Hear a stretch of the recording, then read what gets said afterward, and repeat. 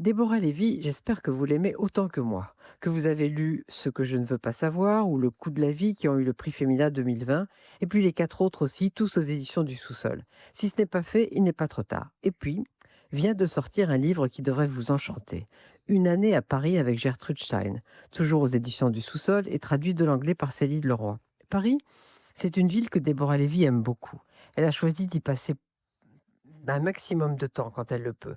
Gertrude Stein, 1874-1946, est le sujet d'un essai que la narratrice de ce livre, qui ressemble absolument à Déborah Lévy, veut écrire, et pour cela elle loue un appartement à Paris, où Gertrude Stein a vécu, après aux États-Unis où elle est née, avoir consacré 8 années de sa vie à la recherche scientifique.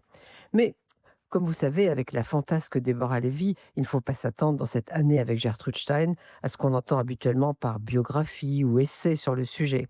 Certes, Gertrude Stein est au centre du récit, non seulement par son activité de collectionneuse d'art avec son frère Léo, ses relations avec les peintres, notamment Picasso, dont vous connaissez le portrait magnifique qu'il a fait d'elle, conservé au Metropolitan Museum de New York, mais aussi avec tous ses livres, en particulier Autobiographie de tout le monde et Autobiographie d'Alice Betoclas. Mais avec Déborah Lévy, la périphérie compte. Je voulais que mon essai soit un courant d'eau claire, écrit-elle. Mais il se passait tant de choses. Un chat perdu, le mari disparu d'Eva, le vaste menu des conquêtes érotiques de Fanny, trouver mon chemin dans Paris. Alors on suit Déborah Lévy dans toutes ses déambulations. Il reste que ce livre pose la question: que doit-on perdre pour devenir moderne, qui est au cœur de la démarche de Gertrude Stein. Pour une raison qui m'échappait, écrit encore Déborah Lévy, j'éprouvais le besoin de défendre Gertrude Stein. Chaque siècle a besoin qu'un artiste démantèle la cohérence telle qu'on l'a apprise et fasse place à la nouveauté. Encore un petit mot de Déborah Lévy.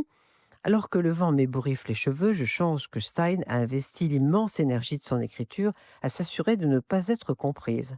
Et c'est ce qui m'intéresse le plus dans son travail. Elle considérait que ça ne valait pas la peine d'avoir une conversation si tout était compréhensible. Est-ce une façon désirable de vivre ou est-ce la seule façon de vivre? Et surtout, cette année à Paris avec Gertrude Stein de Déborah Lévy donne finalement extrêmement envie de lire ou de relire les textes de Gertrude Stein, ce qui est au fond la réussite de toute biographie. Voilà, allez-y, c'est aux éditions du Sous-sol.